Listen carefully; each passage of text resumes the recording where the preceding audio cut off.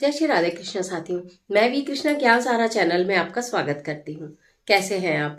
आपके अच्छे स्वास्थ्य और सुखद जीवन की मंगल कामना करती हूँ।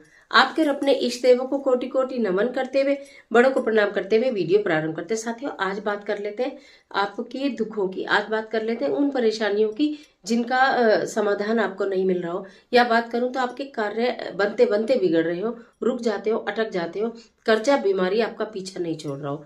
तो हमें क्या करना चाहिए? मात्र थोड़े से काजल से आपका कैसे सारे कार्य बनने प्रारंभ होंगे, आज की वीडियो में यही जानकारी लेकर आपके बीच में। चलिए झटपट वीडियो प्रारंभ कर लेते हैं। मैं बात कर रही हूँ आज उन परेशानियों की जो आपके सारे कार्यों को रोक देती हैं। यानी कि आपके कार्य बिल्कुल बनते बनते बिगड़ने लगते हैं, उस पर रुकावटें बहुत आती हैं। आपके घर में मांगलिक कार्य नहीं हो रहे, या तो बोलूँ तो विवाह नहीं हो रहे, वैवाहिक जीवन अच्छा नहीं चल रहा, या बोलूँ तो आपके घर में धन की आवक नहीं हो रही, या बोलूँ तो कर्जा, बीमारी, आपका दुर्घटना इत्यादि चीजें बहुत है। तो इन सबको काजल कैसे दूर करता है? सबसे पहले बात करती हूँ बीमारी की, कर्जे की, शत्रु की, मुकदमे की। जब इस तरह की बहुत सारी दिक्कतें हो और आपके जीवन में से वो जा ही नहीं रही हो और आप बहुत परेशान हो गए हो, तो क्या करना चाहिए? शनिवार का दिन होना चाहिए। छोटी सी काजल की डिब्बी आती है, 5-10 रुपए की आ जाती है, शायद कम की भी आती हो। तो एक छोटी सी काजल की डिब्बी लेकर आइएगा। उस काजल की डिब्बी को शनिवार के दिन अपने लेकर आइएगा। पहले भी ला के रख सकते हैं। आपको अगर 11 शनिवार या 7 शनिवार करना है तो उनको पहले भी लाकर आप इकट्ठी भी रख सकते हो। ठीक है? काजल की मतलब एक ही दिन करने वाला नहीं है, आप कुछ शनिवार लगातार करिए तो सारी परेशानियां दूर होंगी। बीमारी, कर्जा, दुर्घटना, शत्रु, मुकदमा, इनसे ये सारी संबंधित। ठीक है? 3 उपाय बताऊंगी अलग अलग चीजों के। आज मैंने ये वाली अभी पहले ये बता रही हूँ, तो जो जो व्यक्तियों को इसकी जरूरत है तो वो ये करें। काजल की डिब्बी लें और अपने घर के मंदिर में बैठे उसे हाथ में, सीधे हाथ में होल्ड कर लें और अपनी जो भी आपकी दिक्कत है वो उसे बोले। उसके बाद थोड़ा सा सरसों का तेल लें, काजल की डिब्बी खोल के सारा काजल किसी भी चीज से, किसी तिल्ली से, किसी स्पून से, किसी से भी उस सरसों के तेल में मिला लें। जब काजल उसमें मिलाओगे तो धीरे धीरे मिल जाता है। ठीक है? जितना भी मिलेगा उतना आप उसे लेकर शनि मंदिर जाइए। शाम का समय होना चाहिए और उस काजल मिश्रित सरसों के तेल से आप शनिदेव का अभिषेक करिए। शनि देव का काजल मिश्रित तेल से अभिषेक करने से आपके जीवन की तमाम ये वाली परेशानियां, जो आप कर्ज से परेशान है, कर्ज के बोझ तले दब गए हैं, नहीं ठीक हो रहा, बीमारी कहीं भी घर से जा नहीं रही, एक बीमारी जाती नहीं दूसरी आ जाती है, एक व्यक्ति भी ठीक होता नहीं दूसरा बीमार हो जाता है, बीमारियों का पता नहीं चलता, सारा पैसा बीमारियों में खर्च हो रहा है, या आकस्मिक दुर्घटना हो जाती है, या फिर आप ये बोलो कि आपको मुकदमा, बिना वजह की मुकदमेबाजी आपके जीवन में लगी हुई है। तो इस तरह की कोई भी अगर आपके जीवन में समस्या है, उसके लिए शनिवार के शनिवार शाम के समय ये कार्य करना प्रारंभ करिए। किसी वजह से अगर शनि देव का मंदिर, मतलब शनि जी की मूर्ति, शनि जी की शिला कुछ आपको ना मिले, तो फिर इस तेल में, जो सरसों का तेल है और इसमें काजल घोल के पीपल वृक्ष की जड़ में अर्पित करके आइए शनिवार के शनिवार, ये मानकर कि इस जड़ में आज शनि देवता का वास है और मैं शनि देव को आज प्रसन्न कर रहा हूं, जिससे मेरे जीवन के सारे कष्टों का, दुखों का अंत हो, मेरे ऊपर से कर्जा उतर जाए, बीमारी उतर जाए, शत्रु जो मेरे पीछे पड़े हैं वो दूर हो जाए, मुकदमा दूर हो जाए। ये सारी अभिलाषाएं करते हुए शनिवार के शनिवार इसे करना शुरू करें। अब दूसरी बात आती है कि जब हमारे जीवन में, हमारे घर में धन की आवक ना हो, धन की बहुत ज्यादा समस्या हो रही हो, धन की बहुत ज्यादा परेशानी हो रही है, तो हमें क्या करना चाहिए? आपको एक गुरुवार का दिन होना चाहिए, एक पीले रंग का सिक्का लेना, तांबे का ले लो, मिल जाए तो तांबे का ले लो, नहीं तो पीला सिक्का 10 का, 5 का पीले पीले सिक्के आते हैं वो लेना है। आपको इतना सा काजल लेना है और उसके अंदर सिंदूर मिला लेना है। काजल लेना है, उसके अंदर सिंदूर मिला लेना है, उनको घोल लेना है।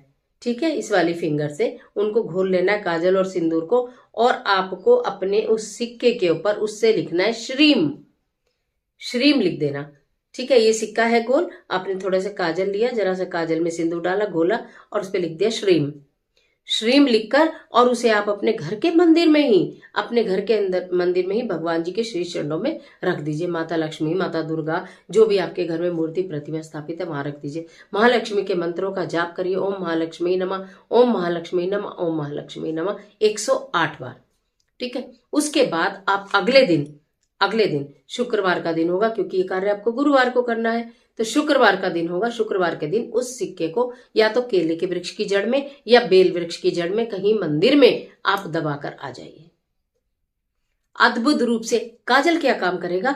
जो भी आपके पैसे को, आपकी खुशियों को, आपके व्यवसाय को, आपकी नौकरी को नजर लगी है उसे तो दूर करेगा। और सिंदूर यानी कि कुमकुम क्या कार्य करेगा? कुमकुम माता लक्ष्मी को प्रसन्न करेगा और पीला सिक्का भगवान श्री हरि विष्णु को प्रसन्न करेगा। तो माता लक्ष्मी और भगवान श्री हरि विष्णु प्रसन्न होकर आपके जीवन में कृपा बरसाएंगे और आपके घर में धन की बरसात होने लगेगी, यानी कि धन की बरकत होने लगेगी, यानी कि धन की आवक बढ़ेगी। मैंने हर कुछ आपको लॉजिकली बताया है। अब बात कर लेते हैं विवाह और विवाह संबंधित परेशानियों की। यदि आपके घर में विवाह योग्य बच्चे हैं और उनका विवाह कहीं सेट नहीं हो रहा, या आपका विवाह हो गया है, या आपके परिवार में बच्चों का विवाह हो गया लेकिन उनका वैवाहिक जीवन सुख में नहीं है, तो क्या करेंगे? बुधवार के दिन एक पान का पत्ता लाएंगे, साफ सुथरा पान का पत्ता, ठीक है। थोड़ा सा काजल लेंगे, उसके अंदर थोड़ी सी हल्दी मिलाएंगे, काजल के अंदर थोड़ी सी हल्दी मिलाएंगे। हल्दी और काजल को घोलकर उस पान के पत्ते के ऊपर, जैसे ये पान का पत्ता है सपोज, ये नोक है और ये चौड़ा हिस्सा है डंडी वाला, ठीक है। ये नोक है और ये चौड़ा हिस्सा डंडी वाला है। तो इसी इसी कंडीशन में पान को रखेंगे, अंदर का जो चिकना हिस्सा होता है उस पे जो आपने काजल में हल्दी मिलाई है उससे स्वास्तिक बनाएंगे, ठीक है। पूर्ण स्वास्तिक बनाइएगा, बीच में से कट मत करिएगा। स्वास्तिक बनाने की वीडियो आपको दी हुई है, तो पूर्ण स्वास्तिक आपको बनाना है। पूर्ण स्वास्तिक बनाकर और उसे फोल्ड कर कर गणपति भगवान के चरणों में रख दीजिए कि जो भी बाधा आ रही हैं, जो भी रुकावटें आ रही हैं विवाह में या वैवाहिक जीवन में, उनको तो आप अंत करें, उनका तो आप अंत करें और शुभ विवाह के योग बनाएं और वैवाहिक जीवन को सुख में बनाएं। ऐसा करके वो रख दीजिए। ओम गण गणपति नमः, ओम गण गणपति नमः मंत्र का जाप करते हुए बुधवार के दिन आपको इस कार्य को करना है, ठीक है। ये एक मंत्र के माला का जाप कर लेना, सुबह या शाम किसी भी समय करें। पीरियड सूतक पातक में नहीं होगा, ठीक है। पीरियड सूतक पातक में तीनों में से एक भी उपाय नहीं होगा।